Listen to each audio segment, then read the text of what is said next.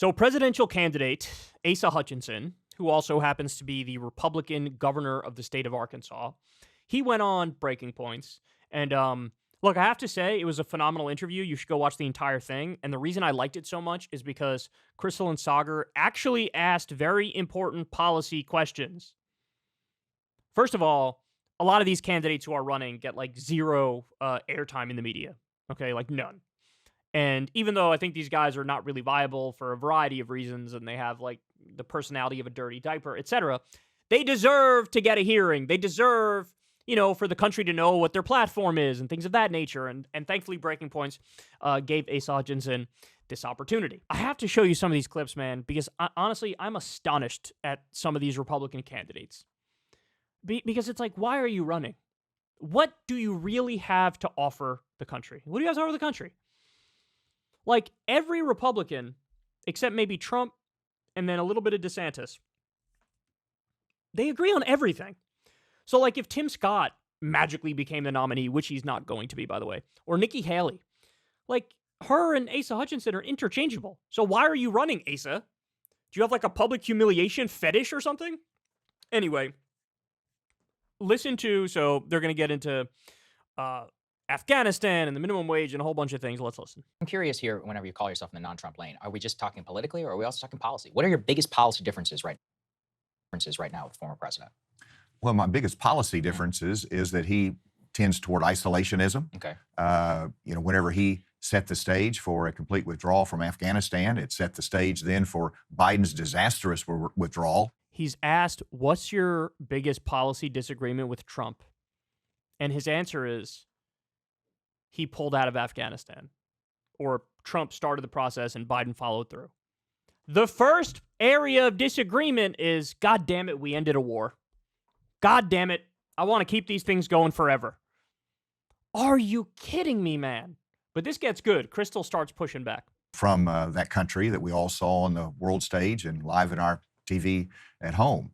Secondly, he added trillions of dollars to our national debt. He's like a Republican AI bot. He's like, God damn it, we ended a war. God damn it, there's like big government spending, bro. Debt and deficits, bro. So I love how the only areas where he disagrees with Trump and he takes a shot at Biden is areas where they're better. Now, to be fair, Trump actually, he called him an isolation. He's not an isolation. I wish he was an isolationist. This is a guy who ripped up the Iranian agreement, assassinated General Soleimani, who was fighting ISIS on the ground, sparking a crisis and nearly, starting a flat-out hot war between the U.S. and Iran. Tried to do a coup in Venezuela, increased drone strikes by over 400%, bombed Syria, continued the war in Iraq, stayed in Afghanistan. He's not isolationist, but again, that's the first thing he goes to. He didn't have control over the spending, and it wasn't a priority for his. Thirdly, whenever you look at the disruptions that he causes, whether it is in our trading relationships with our trading partners, our allies across the globe, that has not been helpful to us. In other words, I didn't like when he did some tariffs on China. I'm in favor of globalism and free trade, aka outsourcing all of our jobs. Jesus Christ. I swear to God, he managed to pick, like, every area where he disagrees, he's wrong. Like, that's amazing. I can point to 1,000 areas where Trump is horrible, and he's picking the only areas where it's like, well, yeah, on that one he kind of had a point. Jesus Christ, man. So there's substantive differences that I'll be raising during the debate and through the course of the campaign. How long would you have stayed in Afghanistan? The key is, like, how long do you stay in Europe after World War II? We still have a presence there. So indefinitely? Well, we are indefinitely in Europe. Active insurgents in Europe, right? Well, you've got a lot happening in Ukraine right now. Sure. But so if you look at Afghanistan, you look at what's happened since our complete withdrawal. You've had women's rights suppressed. Oh, yeah. You care so deeply about women's rights. This guy just signed an anti-abortion law in Arkansas. Don't tell me you care. Oh, you care about women's rights? Why wouldn't you press our ally, Saudi Arabia, who's just as bad on women's rights? You don't say a goddamn word about Saudi Arabia needs to get their act together when it comes to women's rights. But you're doing it for Afghanistan? Oh, my God. Props to Krystal for pushing, but how long should we stay in? And he basically is like, indefinitely. You're giving the Lindsey Graham answer. Lindsey Graham was asked in a CNBC interview back when he was running for president, LOL, well, when do you leave? He goes, you don't leave. Oh, really? Well, thank you for, is there a number lower than 0 that you can get to in the polling? Because that's just where you went. And that's where Asa Hutchinson is right now. Who listens to this and is like, that's my guy right there. Indefinite war all the time for no reason whatsoever. Let's waste trillions of dollars and get nothing out of it and make the world hate us in the meantime. And we've lost lives there going after Osama bin Laden. So should we go back in if you were president? No. It's, the die is cast. So Krystal's doing a phenomenal job just poking holes in his theory here.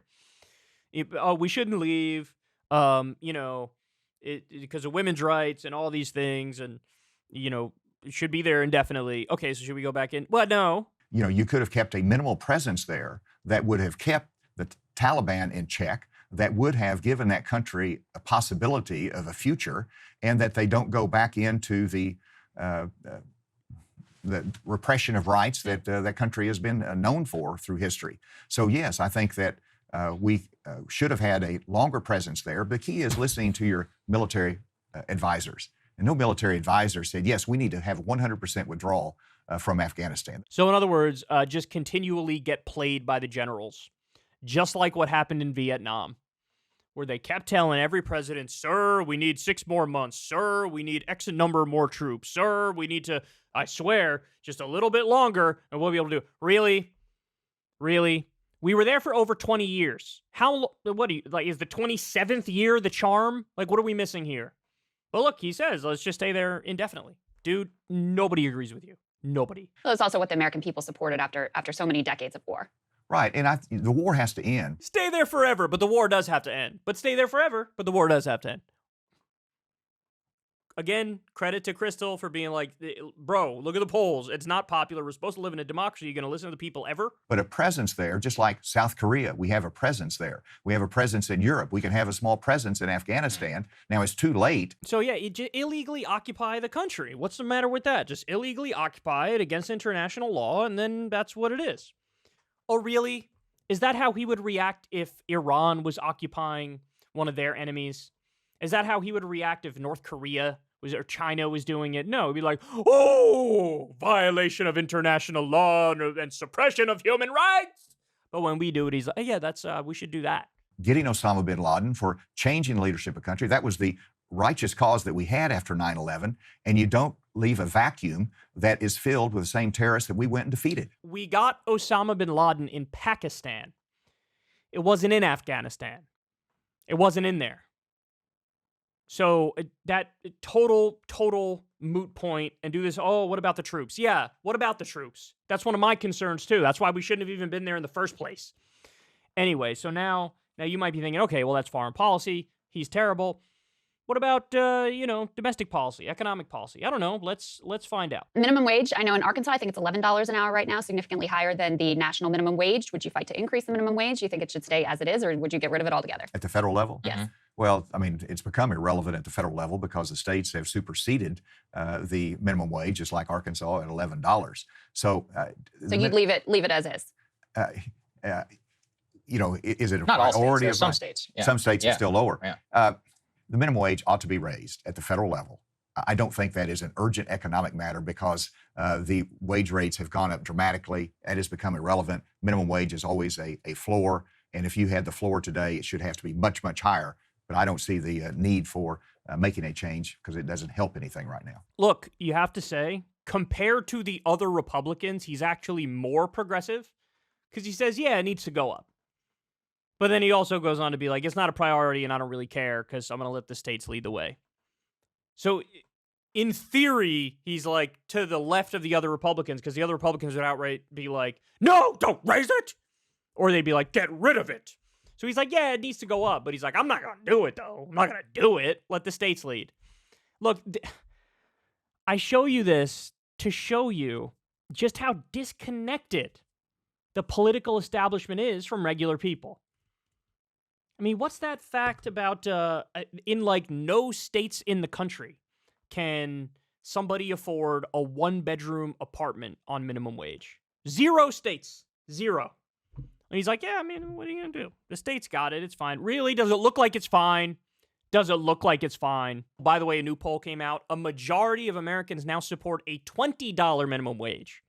In other words, fight for 15. That was 5 years ago. Now, once you account for inflation, et cetera, the majority of Americans were like, yeah, it should probably be 20. Highest earners in the United States. You think it's too high, too low, or just about right? And given that you would be if elected, be 2025, the tax cuts would be expiring under President Trump. You would have a significant say on that.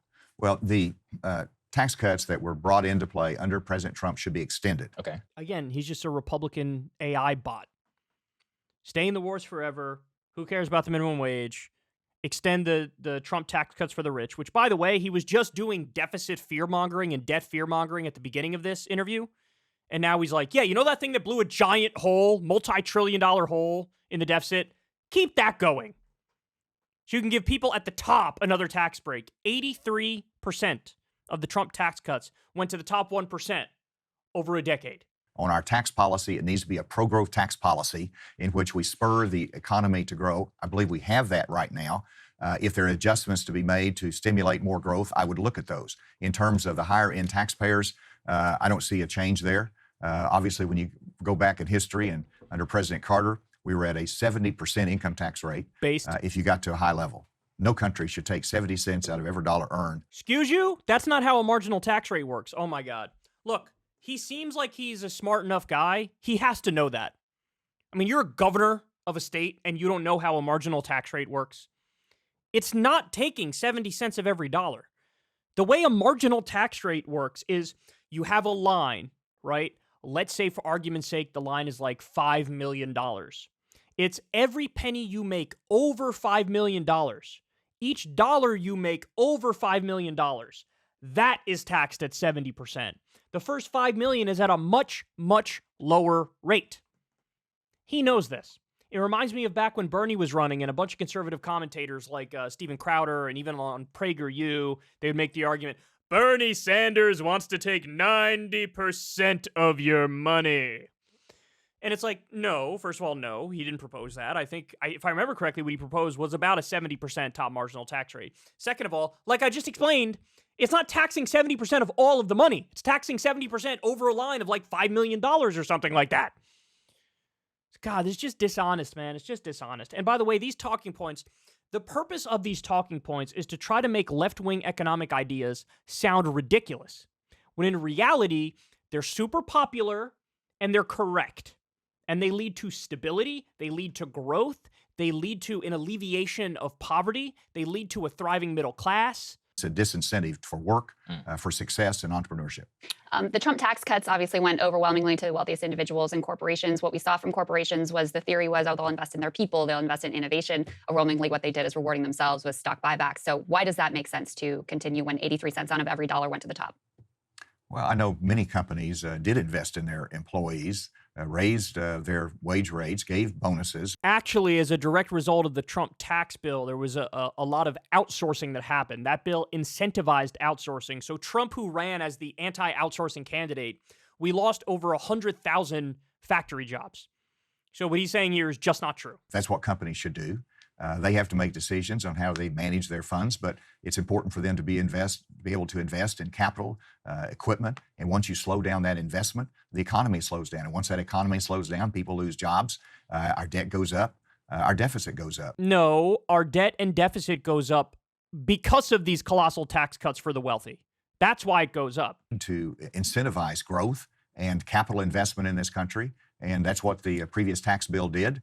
And let's continue that. Well, my last question here is on the stock buybacks, like Krystal was just alluding to. You're from Bentonville, Arkansas. We were talking at the beginning before we started about Sam Walton. Sam Walton built a massive empire by investing almost every dollar back into the company, but specifically in hardware and actually building new stores, in the wages, and actually developing his workforce. Why do you think stock buybacks should be allowed then in that case? Walmart, particularly lately, has invested much more in financialization than in many of the things that made the company once great. Do you think that should be allowed? I mean, would you keep that as president in your general theory here under business? By the way, again, massive shout out to Breaking Points for asking serious policy questions. Theory is that stock buybacks are, artificial, holding the price value in order to protect the equity investors. And Correct. So that is not a priority that we should have for businesses. And so I don't like the policy. We shouldn't encourage that. They used to be banned. Was that something you'd be open to? I don't like telling businesses how they need to invest. He understands what stock buybacks are and how terrible they are. And then it's like, do you want to ban them? No. What the hell, man? What the hell? All right, you guys get the gist of it. He does go on here. I'll give him some credit. At the end of it, he's asked, should politicians be allowed to, buy and sell stock? And he says, no, he thinks that should be banned. Hey, we found one thing where Asa Hutchinson is not terrible. But look, overall, dude, you're at 0%. You're probably going to stay at 0% because this stuff, like, who is this appealing to? Who is this appealing to? Who's your base? It's like 4 dudes on Wall Street who are 78 years old and think it's 1989. Is that who it is? And by the way, they're not even going to pick your ass because they fall asleep when you start talking. Second, he opens his... I don't know what he's doing. But look, I hope Breaking Points has on every presidential candidate because this was a very informative interview and we learned a lot of things. Like he wants endless war and he doesn't really care about the minimum wage and things of that nature. Hey, y'all, do me a favor and like and subscribe. It helps out big time in the algorithm. Click the bell as well for notifications when videos drop, and watch that video on screen right now. You know you want to.